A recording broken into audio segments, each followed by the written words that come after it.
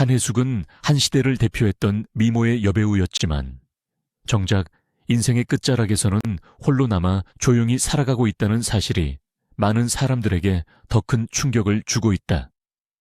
수많은 남성들의 우상이었고 데뷔와 동시에 주연으로 발탁되며 단숨에 스타의 자리에 올랐던 그녀가 왜 평생 결혼을 하지 않았는지, 왜 지금은 화면에서 완전히 사라졌는지, 그리고 과연 현재 어떤 삶을 살고 있는지에 대한 질문은 지금까지도 끊이지 않는다. 특히 젊은 시절의 사진 한 장과 함께 따라붙은 권력과 관련된 소문, 그리고 사유서를 썼다는 자극적인 표현은 사실과 추측의 경계를 흐리며 그녀의 삶을 더욱 미스터리하게 만들었다. 과연 한혜숙은 스스로 고독을 선택한 여성일까?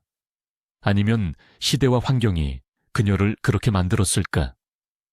1970년대 텔레비전 속에서 가장 눈부신 얼굴로 불리던 그녀는 청순함과 도도함을 동시에 지닌 존재였고 단 한 작품도 가볍게 소비되지 않는 배우로 평가받았다. 그러나 그 화려함의 이면에는 늘 조심해야 했던 삶, 말 한마디와 행동 하나에도 책임을 져야 했던 무거운 현실이 존재했다. 가족을 책임져야 했던 장녀의 자리, 엄격한 규율 속에서 길러진 성격, 그리고 당시 여성 연예인에게 허락되지 않았던 선택의 자유는 그녀를 점점 더 침묵하게 만들었다. 사람들은 묻는다.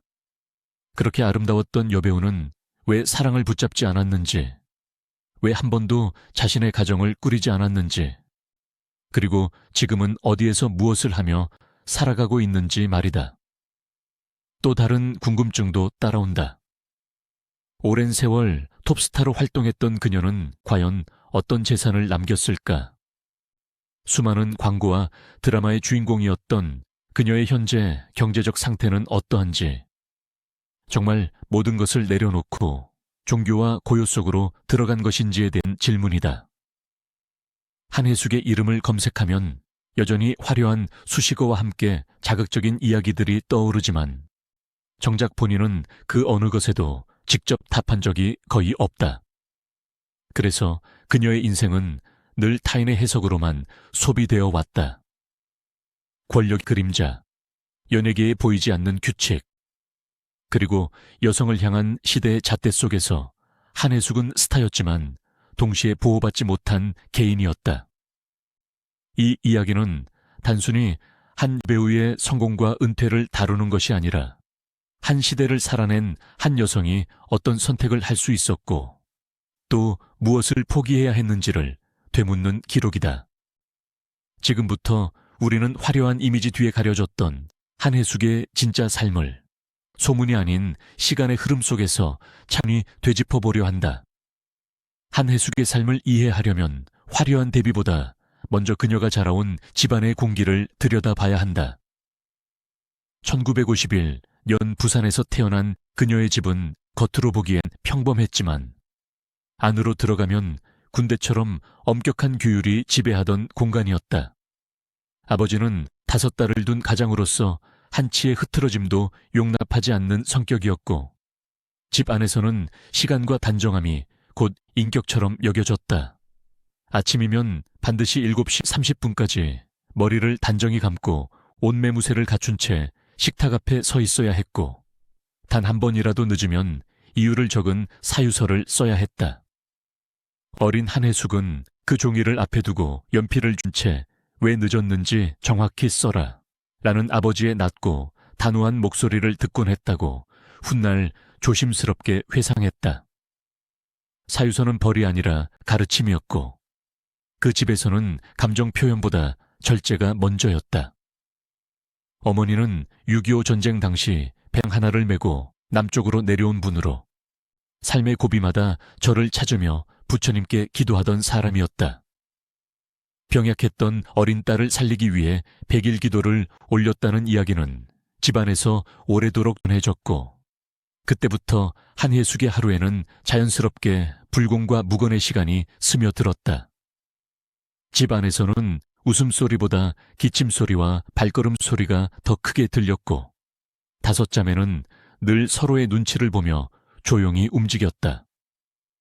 그 분위기 속에서 장녀였던 한혜숙은 일찍부터 책임이라는 단어를 배웠다. 아버지는 종종 너는 맏이니까 더 조심해야 한다. 집안의 얼굴이다 라고 말했고 그 말은 그녀의 마음에 깊이 새겨졌다. 화를 내거나 울음을 터뜨리는 일은 허락되지 않았고 대신 참고 견디는 법을 배워야 했다.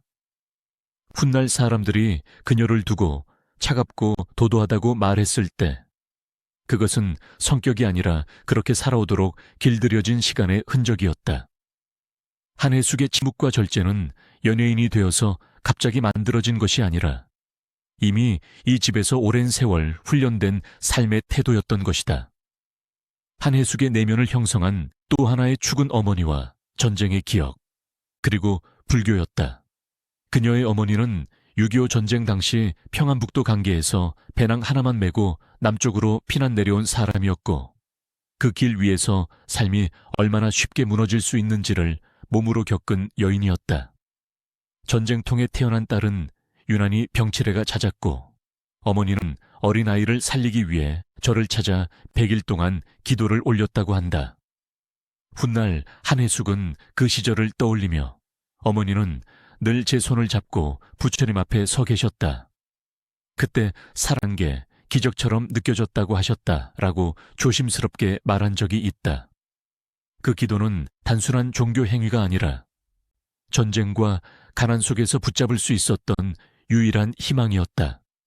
집안에는 자연스럽게 불교의 분위기가 스며들었고 새벽 공기 속에서 울리는 목탁소리와 향 냄새는 그녀의 어린 시절 풍경이 되었다. 어머니는 말을 많이 하지 않았지만 늘 사람은 욕심을 줄여야 산다 라는 말을 입버릇처럼 했고 그 말은 한혜숙의 마음속에 오래 남았다. 전쟁을 겪은 세대의 어머니에게 삶은 늘 불안정했고 그 불안은 딸을 더욱 단단하게 만들려는 보호 본능으로 이어졌다. 그래서 한혜숙은 어릴 때부터 화려함보다는 절제에 익숙했고 얻는 것보다 내려놓는 법을 먼저 배웠다. 연예인이 된 뒤에도 그녀가 유난히 욕심을 드러내지 않고 경쟁보다는 거리를 두려 했던 태도는 이 시절의 영향이었다. 어머니는 딸에게 이 세상에서 믿을 건 결국 자기 마음 하나뿐 아이라고 말하곤 했고 그 말은 훗날 수많은 소문과 시선 속에서도 그녀가 쉽게 무너지지 않게 붙잡아주는 중심이 되었다. 한혜숙에게 불교는 선택이 아니라 삶의 바탕이었고 세상의 소음 속에서 스스로를 지키기 위한 가장 오래된 울타리였다. 엄격한 아버지와 전쟁을 겪은 어머니 밑에서 자란 한혜숙의 성격은 자연스럽게 말수가 적고 자기 통제가 강한 방향으로 굳어졌다. 집 안에서는 감정을 드러내는 것이 미덕이 아니었고 참고 버티는 것이 곧 성실함으로 여겨졌다. 어린 시절의 한혜숙은 또래 아이들처럼 마음껏 웃거나 떼를 쓰기보다 어른들의 눈치를 먼저 살피는 아이였다고 주변에서는 기억한다. 아버지는 늘 말이 많으면 탈이 난다. 여자는 더더욱 조심해야 한다 라고 말했고 그 말은 그녀가 성장하면서 하나의 신념처럼 자리 잡았다.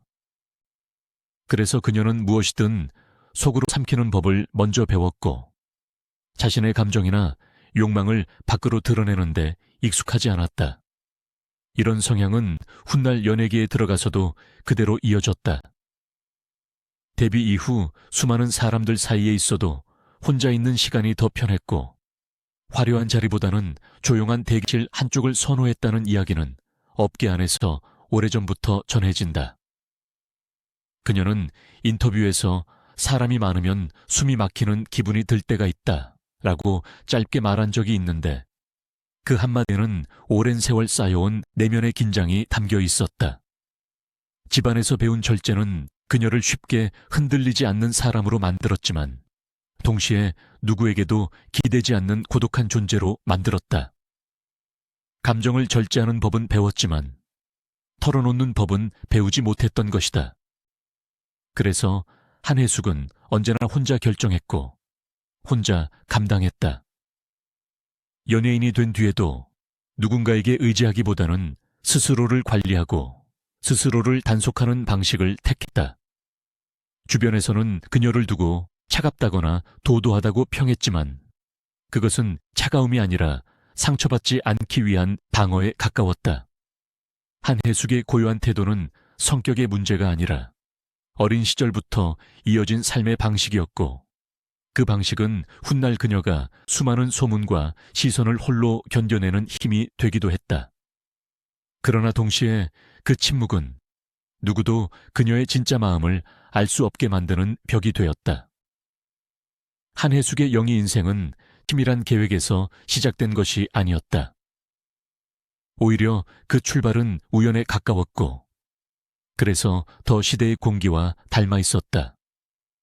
고등학교를 졸업한 뒤 대학 입시에 실패해 재수를 하던 시기 그녀는 자신의 인생이 어떤 방향으로 흘러갈지 전혀 알지 못한 채 하루하루를 보내고 있었다. 바로 그때 1970년 MBC에서 제2기 공채 탤런트를 모집한다는 소식이 들려왔다. 집안 분위기상 연예계는 결코 권장되는 길이 아니었지만 그녀는 시험 삼아 지원서를 냈고 그것이 인생의 갈림길이 되었다.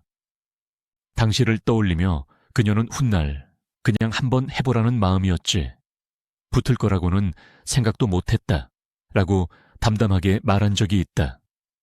그러나 결과는 뜻밖이었다. 단정한 외모와 차분한 태도, 무엇보다 카메라 앞에서도 흐트러지지 않는 눈빛은 심사위원들의 시선을 사로잡았다. 그렇게 MBC 공채에 합격한 지 1년도 채 지나지 않아 그녀는 다시 한번 더 큰 운명과 마주하게 된다. 1971년 KBS에서 주연급 탤런트를 공개 모집했는데 무려 3,500대 1이라는 기록적인 경쟁률 속에서 한혜숙이 최종 주인공으로 뽑힌 것이다. 당시 드라마의 제목은 꿈나무였고 신인에게는 상상조차 하기 힘든 파격적인 기회였다. 보통은 단역과 조연을 거쳐야 했던 시절에 그녀는 곧바로 주연으로 안방극장에 얼굴을 알리게 된다. 촬영장에 처음 들어섰을 때 경험 많은 스태프들 사이에서 그녀는 말수가 적은 채 대본을 꼭 쥐고 있었다고 한다. 함께 호흡을 맞췄던 배우 함영중은 현장에 있으면 신인인데도 이상하게 중심이 잡혀 있었다 라고 회상했고 그 말은 곧 대중의 평가로 이어졌다. 교복을 입고 등장한 한혜숙은 화려하기보다 수수했고 꾸미지 않은 얼굴과 조심스러운 말투는 당시 시청자들에게 깊은 인상을 남겼다. 사람들은 그녀를 두고 참신하다, 청순하다고 말했고 그 평가는 곧 그녀의 첫 번째 이름표가 되었다. 그렇게 한혜숙은 준비되지 않은 듯 보였지만 시대가 원하던 얼굴로 조용히 연예계의 문을 열었다. 드라마 꿈나무가 방영되자 한혜숙이라는 이름은 빠르게 안방극장에 퍼져나갔다. 당시 흑백 텔레비전 앞에 모여 앉아 드라마를 보던 시청자들에게 그녀의 얼굴은 유난히 또렷하게 남았다.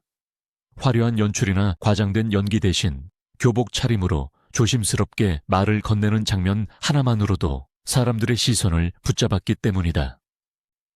방송이 끝난 뒤 방송국에는 저 배우는 누구냐? 라는 문의 전화가 이어졌고 신인 배우에게는 이례적인 반응이었다고 한다. 한숙은 그 시절을 떠올리며 촬영이 끝나고 집에 돌아가도 실감이 나지 않았다. 길에서 사람들이 알아볼까봐 고개를 숙이고 다녔다. 라고 조용히 말했다. 갑작스러운 관심은 기쁨이기보다 부담에 가까웠다. 신인이었지만 이미 청순, 단아함이라는 이미지가 따라붙었고 그 틀에서 벗어나는 것은 쉽지 않았다. 제작진은 그녀에게 늘 비슷한 역할을 제안했고 교복을 입은 소녀, 얌전하고 말수가 적은 인물은 어느새 한혜숙의 상징처럼 굳어졌다. 당시 연출진 중 한 사람은 그 시대가 원하는 얼굴이었다. 튀지 않지만 오래 기억에 남는 얼굴이라고 회상했다. 한혜숙은 그 기대를 알면서도 쉽게 거부하지 못했다. 집안에서 배운 태도처럼 주어진 역할에 충실하는 것이 옳다고 믿었기 때문이다. 그러나 그 믿음은 동시에 그녀를 한 이미지 안에 가두는 역할도 했다. 거리에서는 팬들이 꿈나무의 그 아이 아니냐고 속삭였고, 그 말은 칭찬이면서도 족쇄처럼 들렸다. 그녀는 인터뷰에서 연기를 시작했을 뿐인데 벌써 정해진 모습이 생긴 것 같아 조심스러웠다라고 털어놓았다. 연예계는 빠르게 움직였고 신인은 그 흐름에 몸을 맡길 수밖에 없었다. 그렇게 한혜숙은 자신의 의지와는 상관없이 시대가 부여한 이미지 속으로 천천히 들어가고 있었다. 그 이미지는 그녀를 스타로 만들었지만 동시에 앞으로의 선택을 점점 더 좁혀가는 출발점이기도 했다. 꿈나무 이후 한혜숙에게 붙기 시작한 관심은 단순한 인기의 차원을 넘어 일종의 짐처럼 다가왔다. 신인이라는 보호막은 빠르게 사라졌고 대신 주연을 맡을 수 있는 배우, 이미 검증된 얼굴이라는 평가가 따라붙었다. 그 평가는 칭찬이었지만 동시에 선택의 폭을 제한하는 기준이 되었다. 당시 방송국 현장은 지금보다 훨씬 위계가 뚜렷했고 특히 젊은 여배우에게 주어진 선택지는 많지 않았다. 제작진이 정해준 배역을 받아들이는 것이 당연하게 여겨졌고 그 흐름에 순응하지 않으면 기회는 언제든 다른 사람에게 넘어갔다. 한혜숙은 그 분위기를 누구보다 빨리 체감한 배우였다. 촬영이 없는 날에도 방송국 근처를 서성이다가 혹시 모를 호출에 대비했다는 이야기는 당시 동료들 사이에서 조용히 전해진다. 그녀는 불러주면 가야 한다는 생각뿐이었다라고 말한 적이 있는데 그 말에는 신인으로서의 긴장과 책임감이 고스란히 담겨 있었다. 문제는 그 책임감이 때로는 자신을 돌볼 여유를 앗아갔다는 점이었다. 사람들은 그녀가 빠르게 성공했다고 말했지만 정작 본인은 한 번도 여유를 느껴본 적이 없었다. 역할 하나하나가 시험대처럼 느껴졌고 작은 실수도 다음 기회를 잃을 수 있다는 두려움으로 이어졌다. 그래서 그녀는 항상 대본을 손에서 놓지 않았고 현장에서는 말수를 더욱 줄였다. 그런 태도는 성실함으로 비쳤지만 동시에 그녀를 더욱 고립시키는 결과를 낳았다.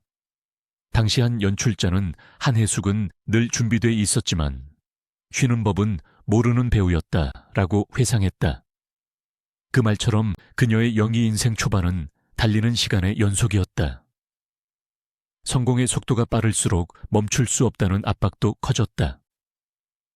집에서는 장녀로서의 책임을, 방송국에서는 주연 배우로서의 기대를 동시에 짊어지고 있었기 때문이다. 이 시기부터 한혜숙의 삶에는 조심이라는 단어가 반복해서 등장한다. 말조심, 행동조심, 관계조심. 혹여라도 흠이 잡히면 모든 것이 무너질 수 있다는 불안은 그녀를 더욱 자신에게 가두었다.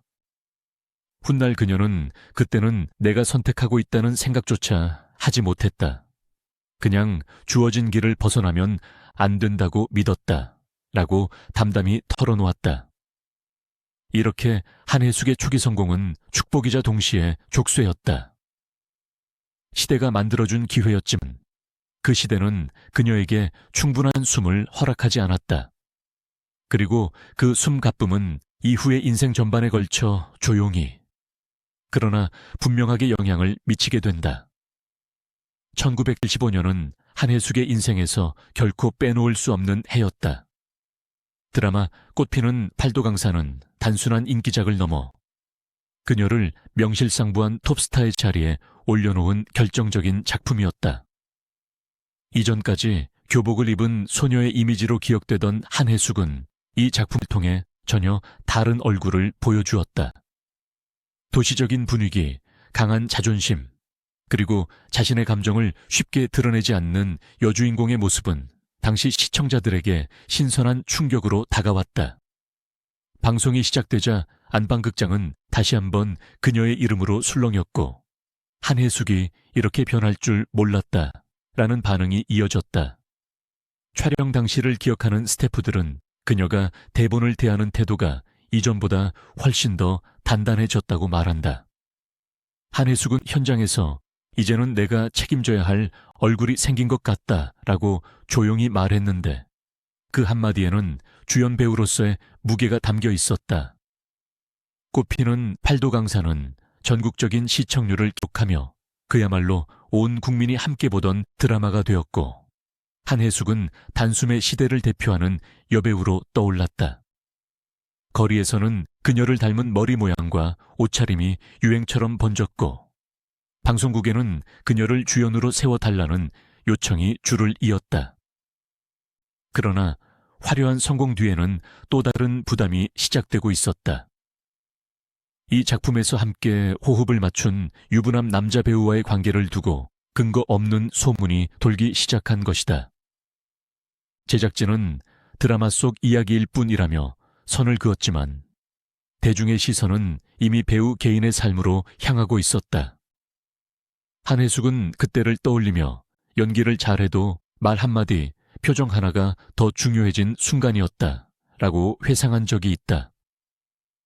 작품의 성공은 그녀를 스타로 만들었지만 동시에 사생활이 없는 존재로 바꾸어 놓았다. 그럼에도 그녀는 흔들리지 않는 태도를 유지하려 애썼다.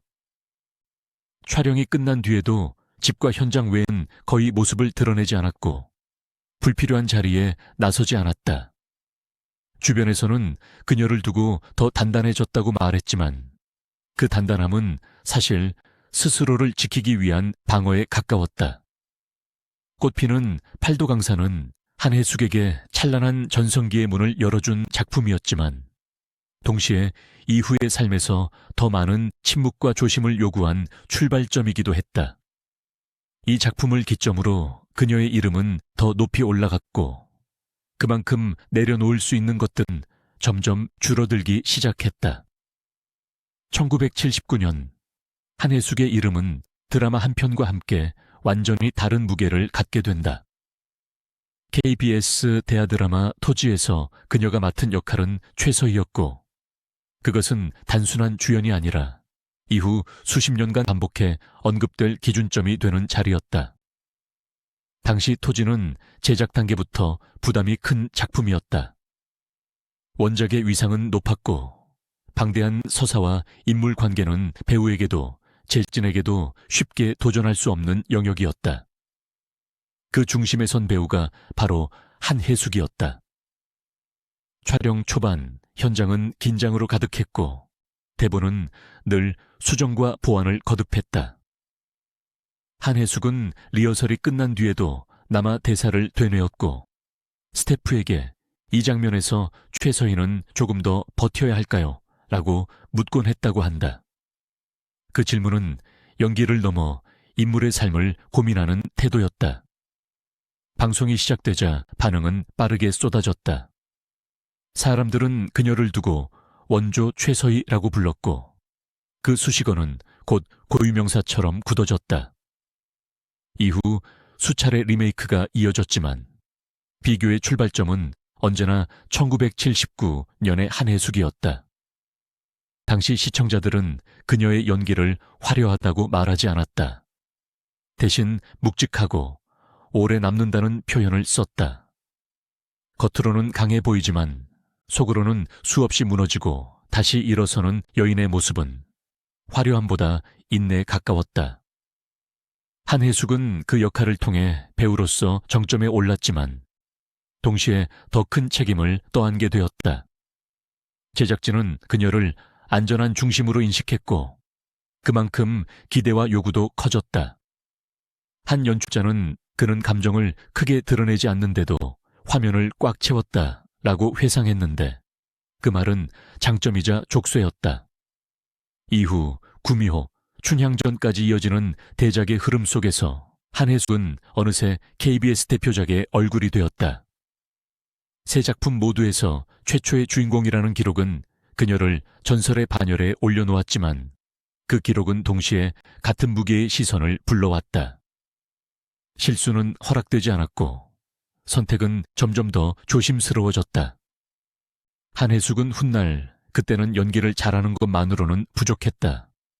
존재 자체가 상징이 되어버린 느낌이었다라고 말한 적이 있다. 토지는 그녀에게 가장 찬란한 영광이었지만 동시에 그 이후에 모든 연기를 평가하는 잣대가 되었다. 시대는 그녀를 대표 얼굴로 세웠고 그 자리는 쉽게 내려올 수 없는 높은 곳이었다. 그렇게 한혜숙은 성공의 정점에서조차 마음 놓고 숨 쉴 수 없는 배우가 되어갔다.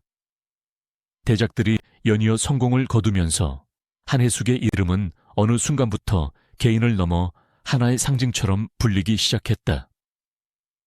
그녀는 더 이상 한 작품의 주연이 아니라 시대가 기대하는 얼굴이 되었고 그 기대는 칭찬만큼이나 무거운 짐이 되었다.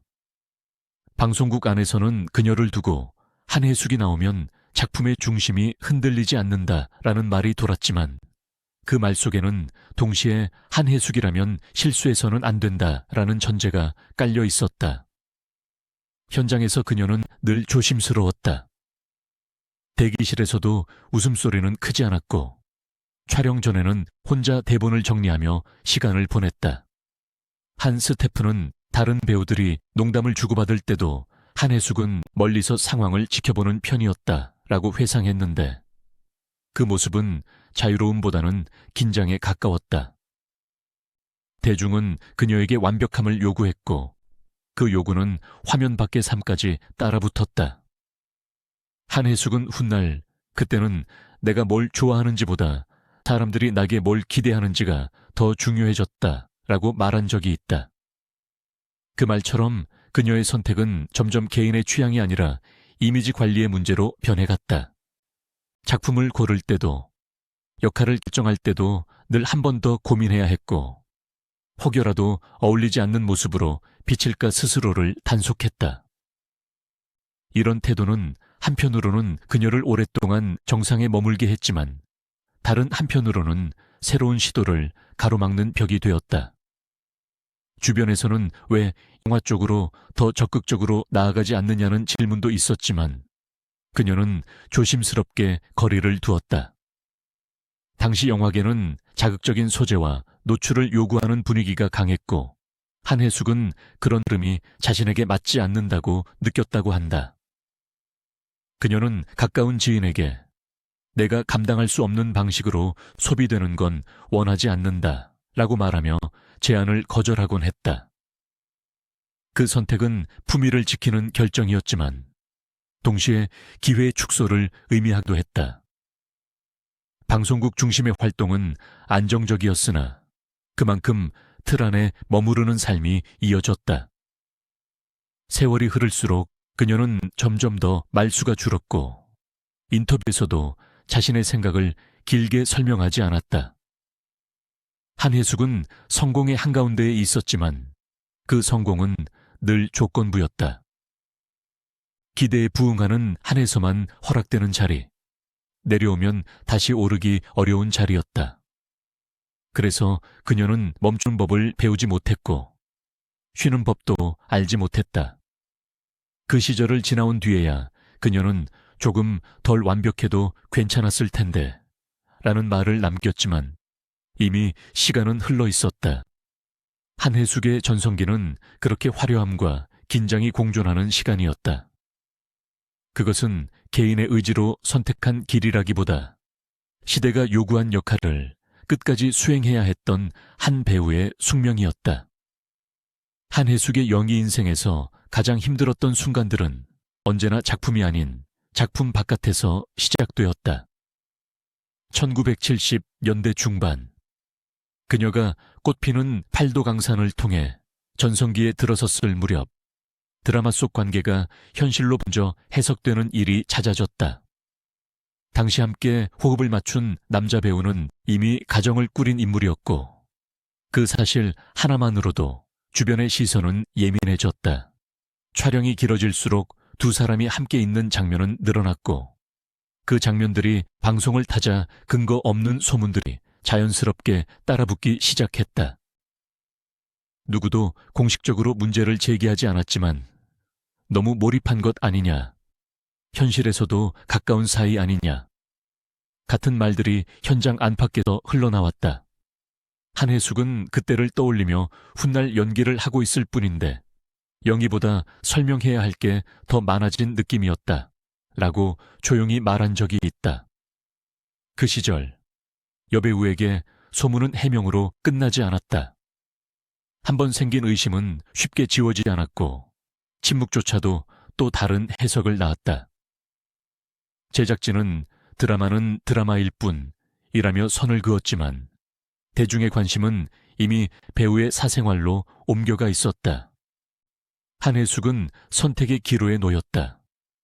적극적으로 나서서 부인할 수도 있었고 모든 것을 외면할 수도 있었다. 그러나 그녀가 택한 것은 후자였다. 집과 촬영장 외에는 거의 모습을 드러내지 않았고 인터뷰에서도 작품 이야기 외에는 말을 아꼈다. 가까운 지인은 그때 혜숙 씨는 말수가 눈에 띄게 줄었다. 괜히 한마디 했다가 또 다른 소문이 될까봐 조심했던 것 같다. 라고 회상했다. 그 조심성은 그녀를 지켜주기도 했지만 동시에 고립시켰다. 연기자로서의 평가는 여전히 높았지만 사람들은 점점 그녀를 말없는 배우, 다가가기 어려운 배우로 인식하기 시작했다. 드라마의 성공 뒤에 따라붙은 이런 분위기는 이후의 선택에도 영향을 미쳤다. 한혜숙은 점점 더 역할을 가려받았고 불필요한 오해를 살 수 있는 배역이나 상황을 피하려 했다. 당시를 아는 관계자는 그녀는 늘 한 발 물러서 있었다. 잘못하면 모든 것이 무너질 수 있다는 걸 너무 잘 알고 있었다. 라고 말했다. 이런 태도는 단순한 성격의 문제가 아니라 시대가 여배우에게 요구한 자기 검열의 결과였다. 작품 속에서는 누구보다 당당한 주인공이었지만 현실 속 한혜숙은 언제나 자신을 한 번 더 단속해야 하는 위치에 서 있었다. 그 침묵과 거리두기는 스캔들을 키우지 않는 대신 그녀가 인간적으로 설명될 기회를 앗아갔다. 그렇게 한혜숙의 드라마는 화면 밖에서 조용히 그러나 오래도록 이어지고 있었다. 한혜숙의 이름이 정점에 올랐을수록 그녀를 둘러싼 시선은 점점 연기 밖으로 벗어나기 시작했다. 작품이 성공할 때마다 축하보다 먼저 따라붙는 것은 확인되지 않은 이야기들이었고 그 이야기들은 언제나 그녀의 선택과 침묵을 문제 삼았다. 특히 1970년대 후반 사회 전반에 권위와 통제가 짙게 깔려있던 시절 유명 여배우의 사생활은 개인의 것이 아니라 대중의 판단 대상이 되곤 했다. 한혜숙 역시 예외는 아니었다. 촬영이 끝난 뒤에도 방송국 주변을 떠도는 시선, 이유 없이 붙는 질문들, 그리고 왜 그렇게 조용하냐는 말은 그녀를 점점 더 말없게 만들었다. 한 스태프는 그 시기를 떠올리며 혜숙 씨는 현장에서 불필요한 대화를 거의 하지 않았다. 웃고 떠드는 분위기에서도 늘 한 발 떨어져 있었다. 라고 회상했다. 그 거리감은 오만이 아니라 방어였다. 그녀는 한 번이라도 잘못 해석될 여지를 남기지 않기 위해 스스로를 더 단단히 묶었다. 그러나 그럴수록 주변에서는 다가가기 어렵다, 차갑다는 말이 따라붙었다. 한혜숙은 그 평가를 부정하지도 적극적으로 해명하지도 않았다. 대신 그녀는 더 철저하게 일에만 집중하는 길을 택했다. 당시를 회상하며 그녀는 연기 말고 다른 걸 설명할 힘이 없었다 라고 짧게 말한 적이 있다. 그 한마디에는 설명하지 않는 것이 아니라 설명할 기회조차 주어지지 않았던 시대의 공기가 담겨 있었다. 여배우에게 침묵은 선택이 아니라 생존 방식에 가까웠다. 조금만 나서도 소문이 되었고 침묵해도 오해가 쌓였다. 그 사이에서 한혜숙은 어느 쪽도 택하지 않은 채 가능한 한 흔들리지 않는 자리를 지키려 애썼다. 하지만 그 자리는 결코 편안하지 않았다. 작품 제안이 들어와도 그녀는 늘 이 역할이 또 다른 오해를 낳지는 않을까를 먼저 고민했다. 감정 표현이 강한 역할이나 관계 설정이 복잡한 배역은 자연스럽게 멀리하게 되었고 그 선택은 곧 활동의 폭을 줄이는 결과로 이어졌다. 한 동료는 해숙 씨는 자기 검열이 너무 강했다. 시대가 그렇게 만들었다. 라고 말했는데 그 말은 그녀의 상황을 정확히 짚고 있었다. 한혜숙의 드라마는 그래서 더 조용히 진행되었다. 큰 폭발도 공개적인 충돌도 없었지만 대신 오랜 시간 쌓여가는 긴장과 고립이 있었다. 그 긴장은 언젠가 풀릴 수 있을 것 같았지만 시대는 그녀에게 그 여유를 허락하지 않았다. 그렇게 그녀의 커리어 한가운데에는 늘 보이지 않는 선이 그어져 있었고 그 선을 넘지 않기 위해 그녀는 자신을 조금씩 줄여가야 했다. 한혜숙을 둘러싼 드라마는 언제나 그녀가 직접 선택하거나 만들어낸 것이 아니었다. 오히려 그것은 말하지 않음으로써 더 크게 부풀어 오르는 시대가 만들어낸 그림자에 가까웠다. 1970년대 후반, 사회 전체가 권위와 침묵에 익숙하던 시절, 유명 여배우에게 붙는 소문은 사실 여부와 상관없이 하나의 서사로 소비되었다. 특히 한혜숙처럼 미혼이었고 사생활을 거의 드러내지 않던 인물은 언제나 궁금증의 대상이 되었다. 그녀가 조용히 살수록 사람들은 그 침묵 속에 각자의 이야기를 채워 넣었다. 방송국 복도를 지나갈 때마다 느껴지는 시선, 이유 없이 낮아지는 목소리들, 그리고 괜찮지요? 라는 형식적인 안부 속에는 설명되지 않는 거리감이 숨어 있었다. 한혜숙은 그 분위기를 누구보다 예민하게 감지했다. 그녀는 가까운 사람에게 가만히 있어도 이야기가 생긴다. 그러니 더 조심할 수밖에 없다 라고 말한 적이 있는데 그 말은 그 시대를 살아낸 여배우의 현실을 그대로 드러낸다. 당시에는 해명이라는 선택지가 지금처럼 열려 있지 않았다.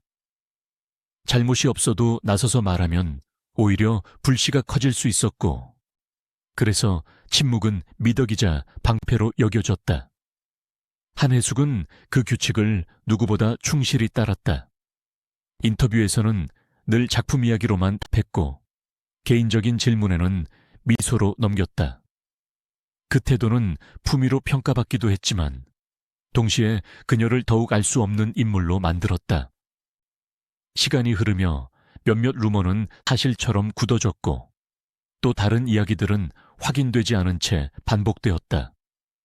그러나 그 모든 이야기 속에서 한혜숙의 목소리는 끝내 들리지 않았다. 그녀는 싸우지 않았고 변명하지도 않았다. 대신 연기와 거리두기로 자신을 지켰다. 한 동료는 혜숙 씨는 늘 한 발 먼저 물러나 있었다. 자기 자신을 지키기 위한 선택이었다라고 회상했다.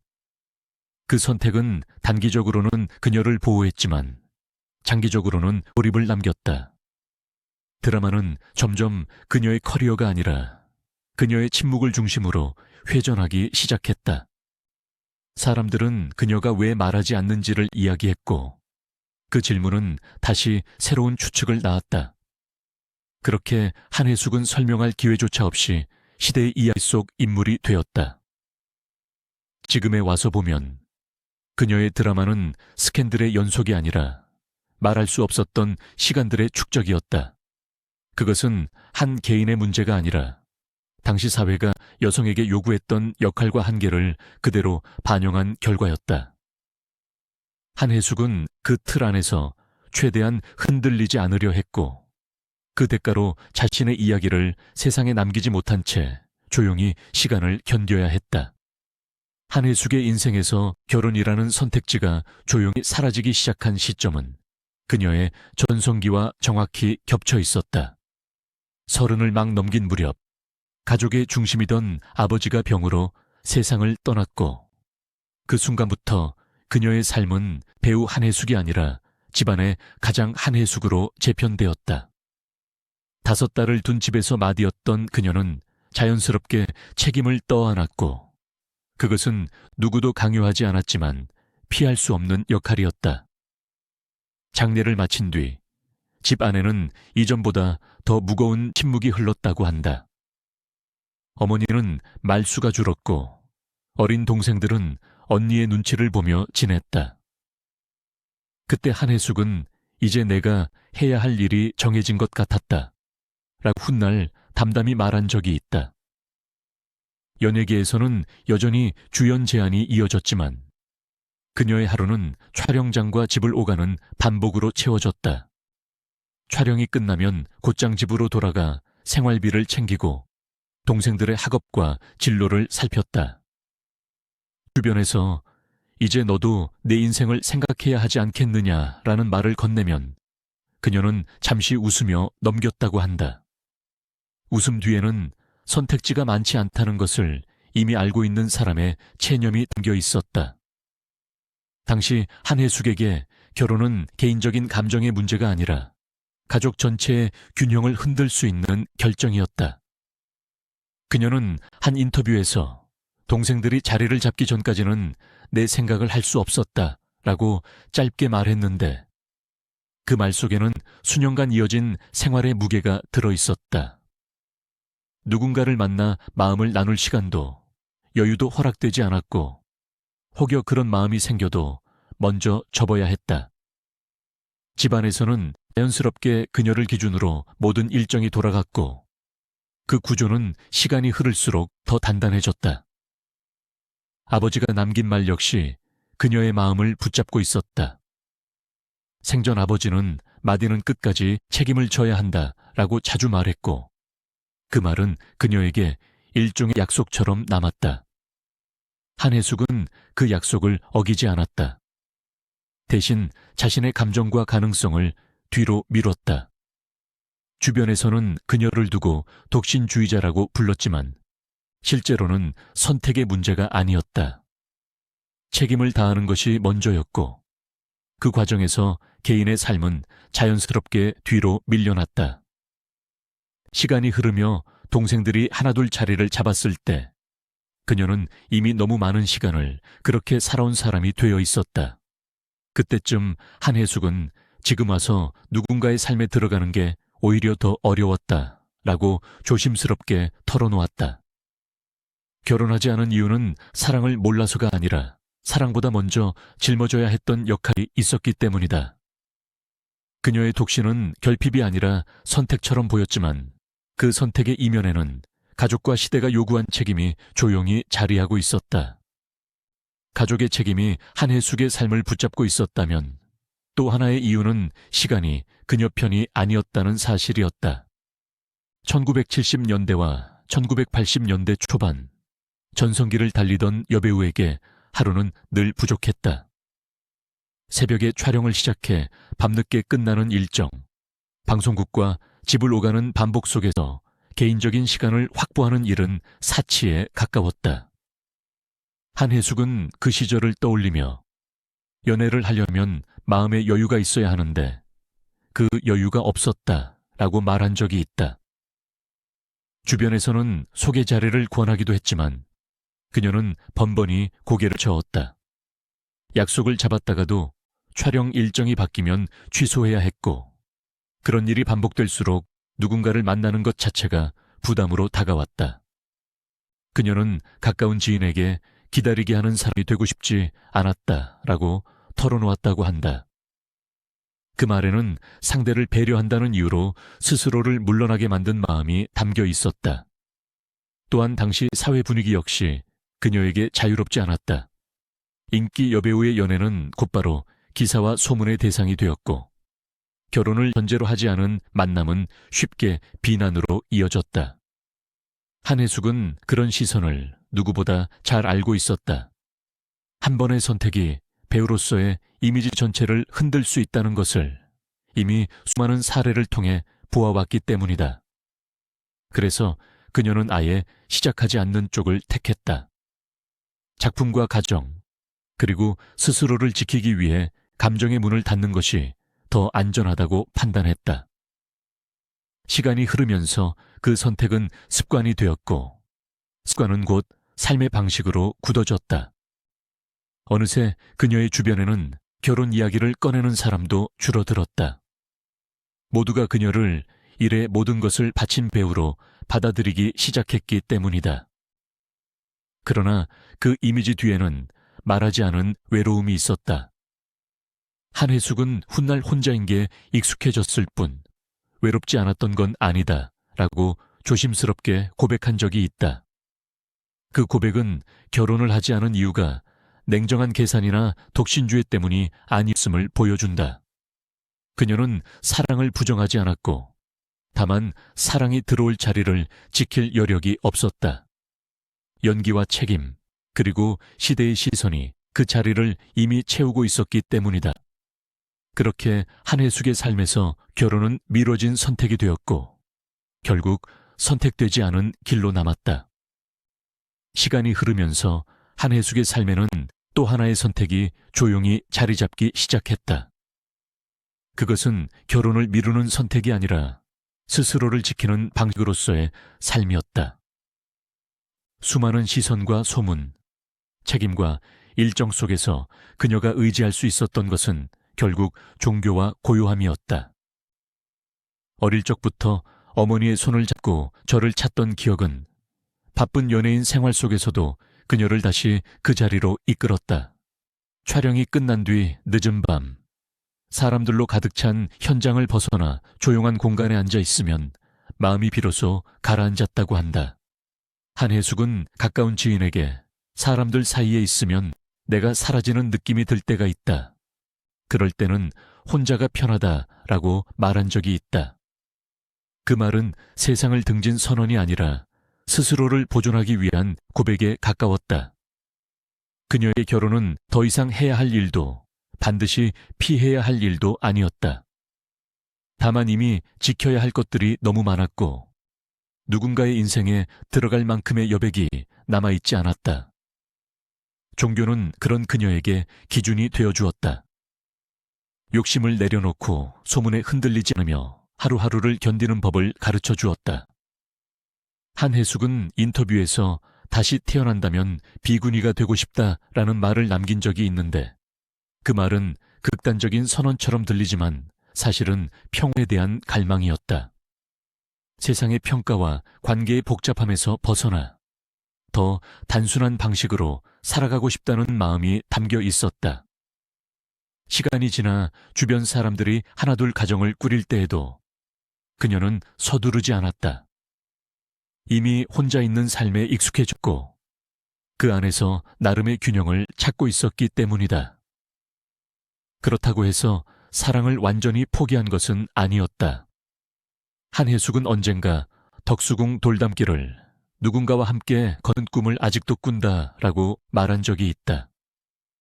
그 짧은 고백은 그녀가 감정을 닫아버린 사람이 아니라는 사실을 보여준다.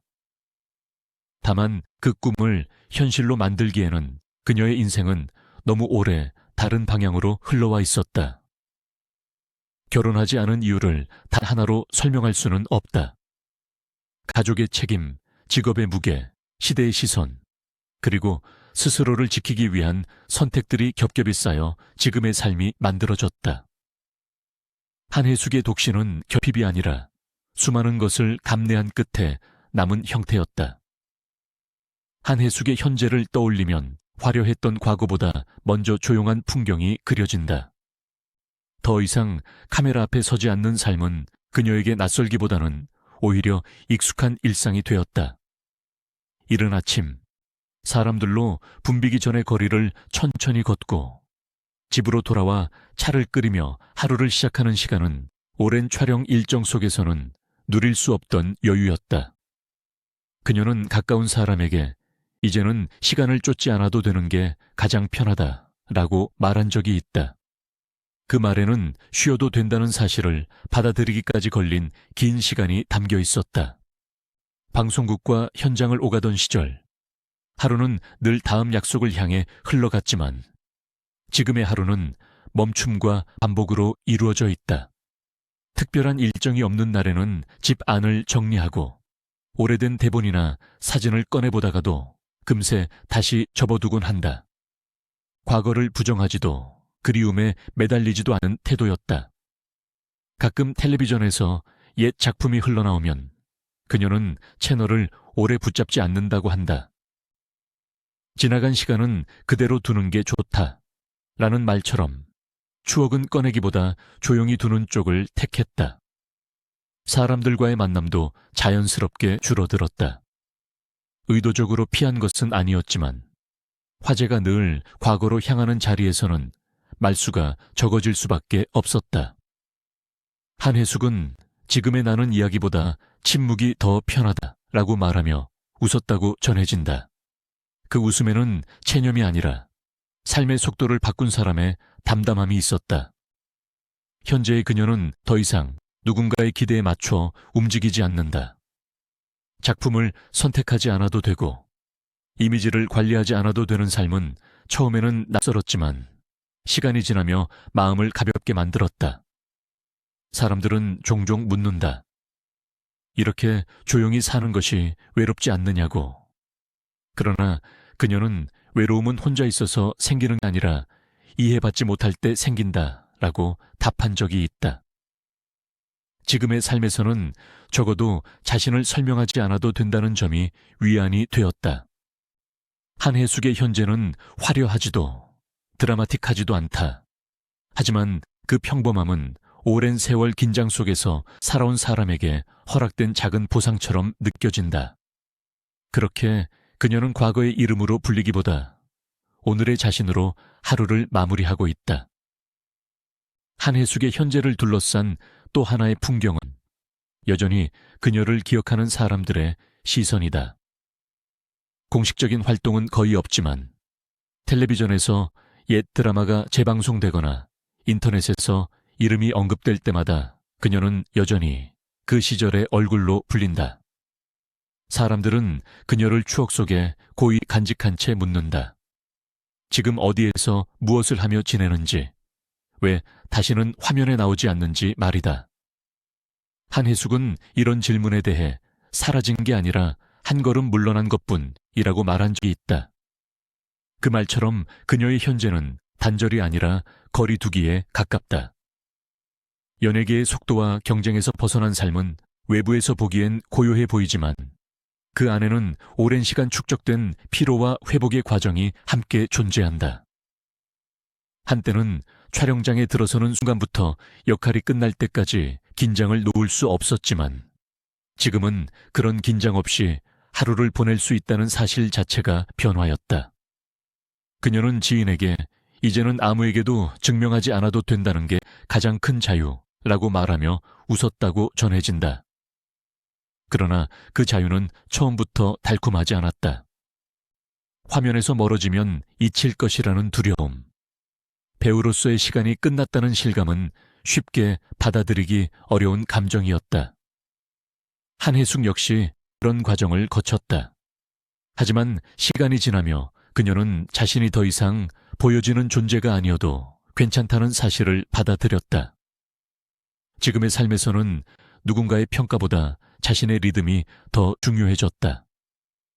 외출을 하더라도 화장이나 차림에 크게 신경 쓰지 않고 아는 이와 마주쳐도 과거의 영광을 이야기하지 않는다. 누군가 다시 연기할 생각은 없느냐? 고 묻으면 그녀는 잠시 생각하다가 지금은 이 시간이 더 소중하다라고 답한다. 그 대답에는 미련보다는 확신이 담겨 있다. 한혜숙의 현재는 화려한 재기의 이야기가 아니라 스스로 선택한 정리의 시간이다. 과거를 지워버린 것도 억지로 붙잡고 있는 것도 아닌 그 사이 어딘가에 머물러 있다. 대중은 여전히 그녀를 궁금해하지만 그녀는 그 궁금증에 모두 응답하지 않는다. 그것은 무관심이 아니라 이제는 설명하지 않아도 되는 나이에 도달했기 때문이다. 그렇게 한혜숙은 조용히 현재를 살아가고 있고 그 현재는 오랜 시간 타인의 시선 속에 있었던 한 사람이 마침내 자기 자신에게로 돌아온 자리이기도 하다. 한혜숙의 현재를 가장 잘 설명하는 단어는 은둔이나 고독이 아니라 정리라는 표현에 가깝다. 그녀는 세상과 완전히 단절한 삶을 살고 있는 것이 아니라 자신에게 필요 없는 소음들을 하나씩 내려놓은 상태에 머물러 있다. 과거에는 인터뷰 한 줄, 사진 한 장에도 해석이 붙었고 그 해석은 언제나 그녀의 의도와는 다른 방향으로 흘러갔다. 지금의 한혜숙은 그런 오해로부터 스스로를 보호할 필요가 없는 위치에 와 있다. 그녀는 지인에게 이제는 누가 나를 어떻게 생각하는지보다 내가 오늘 하루를 어떻게 보내는지가 더 중요하다라고 말한 적이 있다. 그 말은 체념이 아니라 오랜 시간을 지나 도달한 결론에 가까웠다. 하루의 중심은 더 이상 스케줄이 아니라 몸과 마음의 상태에 맞춰 조정된다. 컨디션이 좋지 않으면 약속을 미루고 기분이 가라앉으면 굳이 사람을 만나지 않는다. 과거 같았으면 허락되지 않았을 선택들이 지금은 자유스러운 일상이 되었다. 그녀는 가끔 혼잣말처럼 그때는 쉬는 것도 용기가 필요했다라고 말한다고 전해진다. 그 말에는 한 시대를 통과한 배우의 피로가 고스란히 담겨 있다. 한혜숙은 여전히 연기를 사랑하지만 그 사랑은 무대 위로 돌아가겠다는 열망보다는 지나온 시간을 존중하는 방식으로 남아있다. 다시 연기를 하게 된다면 어떻겠느냐는 질문에 그녀는 잘 모르겠다. 다만 억지로 돌아가고 싶지는 않다라고 답했다. 이 대답은 미련의 부재라기보다 스스로에게 더 이상 부담을 주지 않겠다는 선언처럼 들린다. 현재의 삶에서 그녀가 가장 중요하게 여기는 것은 평온이다. 그것은 오랜 세월 타인의 기대 속에서 살았던 사람에게 결코 당연한 것이 아니었다. 한혜숙은 이제야 비로소 자신을 평가하는 기준을 세상에서 자신에게로 옮겼다. 과거의 명성과 현재의 조용함을 비교하지 않고 어느 쪽도 부정하지 않는다. 그렇게 그녀는 화려했던 이름 뒤에 숨지 않고 동시에 그 이름에 다시 매달리지도 않는다. 한혜숙의 현재는 누군가에게는 아쉬움으로 보일지 모르지만 그녀에게는 오래 기다려온 균형의 상태다. 수많은 시선과 해석 속에서 자신을 지켜낸 끝에 비로소 도착한 자리이기 때문이다. 한혜숙의 인생을 되돌아보면 그것은 성공과 실패로 나뉘는 단순한 서사가 아니라 한 시대를 온몸으로 통과한 한 여성의 기록에 가깝다. 그녀는 언제나 시대가 요구하는 역할을 충실히 수행해왔다. 가족 안에서는 마디로서 책임을 다했고 연예계에서는 기대에 어긋나지 않는 얼굴로 살아왔다. 그러나 그 충실함은 늘 대가를 요구했다. 선택의 자유는 제한되었고 말할 수 없는 순간들은 쌓여갔다. 화려한 전성기 뒤에 남은 것은 끝없는 침묵이 아니라 스스로를 지키기 위해 쌓아 올린 거리였다. 사람들은 그녀를 두고 왜 그렇게 조용히 사라졌느냐고 묻지만 실은 한혜숙은 한 번도 갑자기 사라진 적이 없었다. 그녀는 조금씩 물러났고 그 과정은 너무 오래 이어져 눈에 띄지 않았을 뿐이다. 대중의 시선과 기대가 당연하게 여겨지던 시대, 여배우에게 침묵은 약점이 아니라 생존 전략이었다. 한혜숙은 그 전략을 끝까지 유지했고 그 덕분에 무너지지 않았지만 동시에 자신의 이야기를 세상에 남길 기회도 놓치게 되었다. 결혼하지 않은 삶, 조용한 현재, 그리고 명확히 드러나지 않는 재산이나 근황은 모두 그녀가 선택하지 않은 것이 아니라 선택할 수 없었던 것들에 가깝다. 그녀의 인생에서 중요한 결정들은 대부분 개인의 욕망보다 책임과 환경에 의해 앞서 정해졌다. 그럼에도 불구하고 한혜숙은 스스로를 연민의 대상으로 만들지 않았다. 누구를 원망하지도 과거를 탓하지도 않았다. 대신 주어진 자리에서 할 수 있는 최선을 다하고 어려울 때를 스스로 판단했다. 그것은 패배가 아니라 긴 시간을 버텨낸 사람만이 할 수 있는 정리였다. 지금의 그녀가 조용히 살아간다는 사실은 더 이상 증명할 것이 없다는 의미이기도 하다. 이미 한 시대를 대표하는 얼굴로 충분히 살았고 그 대가까지 모두 치렀기 때문이다. 한혜숙의 삶은 화려한 복귀나 극적인 고백으로 완성되지 않는다. 오히려 아무 말 없이 이어지는 하루하루 속에서 비로소 완성된다. 그녀가 남긴 것은 스캔들이 아니라 한 배우가 어떻게 시대의 요구 속에서도 자신을 잃지 않으려 했는지에 대한 묵직한 질문이다. 만약 그녀가 다른 시대에 태어났다면 더 많은 선택을 할 수 있었을지도 모른다. 그러나 한혜숙은 자신이 살았던 시대 안에서 가능한 최선의 형태로 버텨냈다. 그 사실 하나만으로도 그녀의 인생은 충분히 존중받을 가치가 있다. 우리는 그녀의 침묵을 미스터리로 소비하기보다 그 침묵이 만들어진 이유를 기억해야 한다. 그것이 한혜숙이라는 이름이 남긴 가장 중요한 유산이기 때문이다.